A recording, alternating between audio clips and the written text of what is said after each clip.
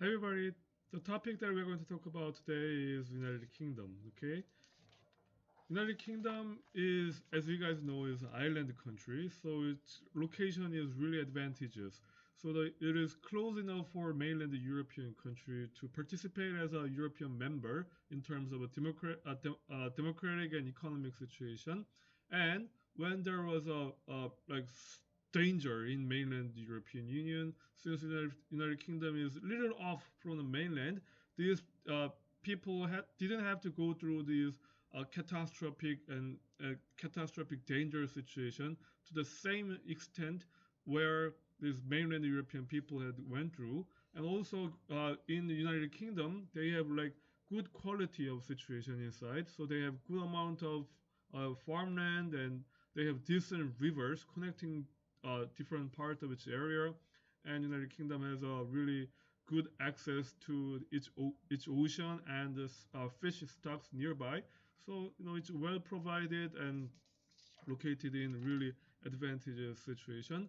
So this United Kingdom, they enjoyed more freedom compared to other European countries. When you are live together with other neighboring countries, sometimes you have conflict or sometimes you have uneasy situation with others. But since they are in the island, they had more freedom compared to other European mainland countries. And also, United Kingdom went through like less despotism. So uh, they, instead of having a strong leader, they established rules and constitutions from early stage, such as like Magna Carta or the provision of Oxford. So using these rules and policies, they developed its democracy, little different way with other European countries. And United Kingdom has so much natural resources like trees, and it's located nearby water, and so it could build a strong navy, and the business and trade started to develop from the early stage in the Britain.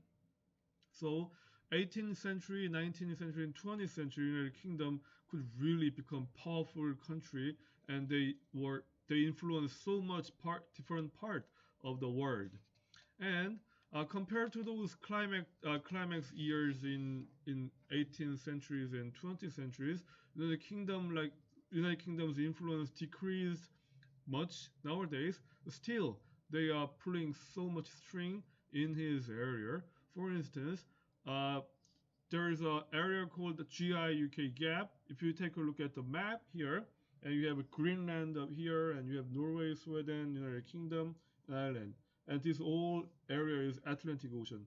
So this so-called GIUK gap is a waterway between the Greenland and Iceland and United Kingdom.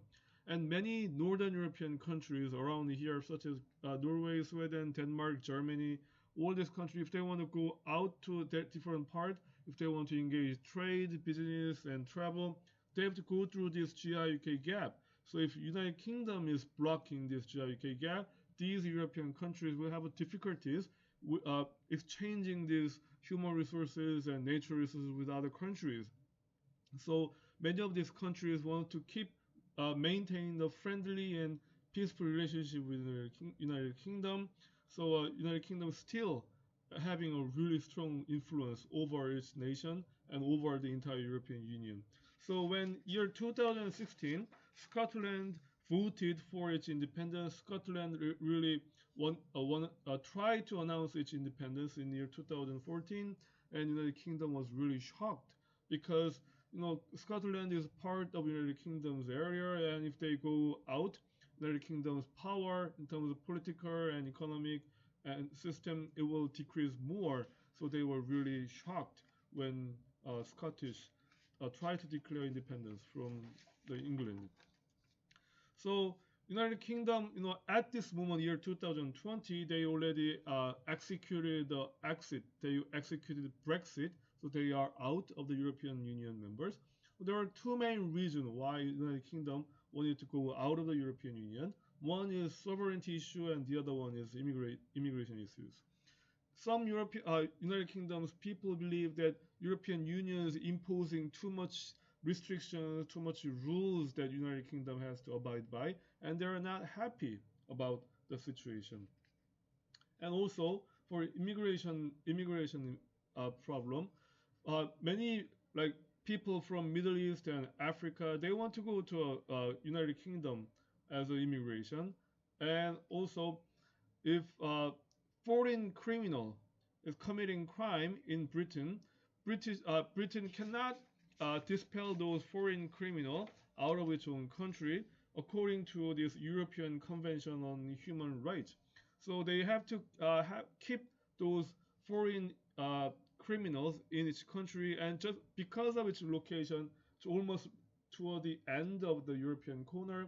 So when a foreign criminal they commit crime in their own nation, they tend to flee to the United Kingdom just because the United Kingdom is at the end of the location.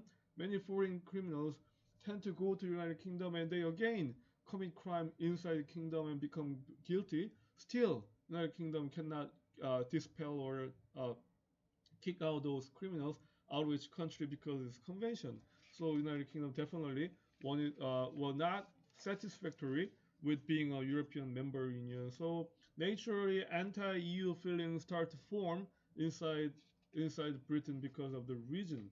And also, when the time is good and when the time is peaceful and everyone is happy, there's no problem. But when the economic recession started to appear in this area, naturally right-wing political parties they start to blame those situation to foreign immigrant or to the European Union rules. So they so this unity of community is infringed when the hardship, economic hardship, uh, is approaching in this area. So for instance, like in Sweden, year 2016, they raised the bar for the uh, travelers which came from Denmark. You know, they put more restriction from travelers from Denmark because they were afraid that so many immigrants from the other countries they will uh, come to the Sweden and they didn't want this to happen. So they put strict restriction on the border control, and Denmark followed the suit because Denmark was worrying about like bottleneck situation. So many immigrant people going to Denmark. So Denmark also raised the bar for the border control matter.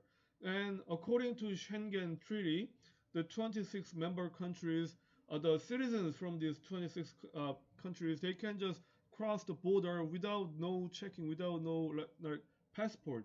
But Sweden and Denmark, they raised a bar for those travelers, and other countries really also follow the suit, and that really hurt the spirit of unity in European Union. So when the spirit of European Union is really infringed upon and breached, it's not doing good for in terms of individual member countries and for the benefit of entire European Union.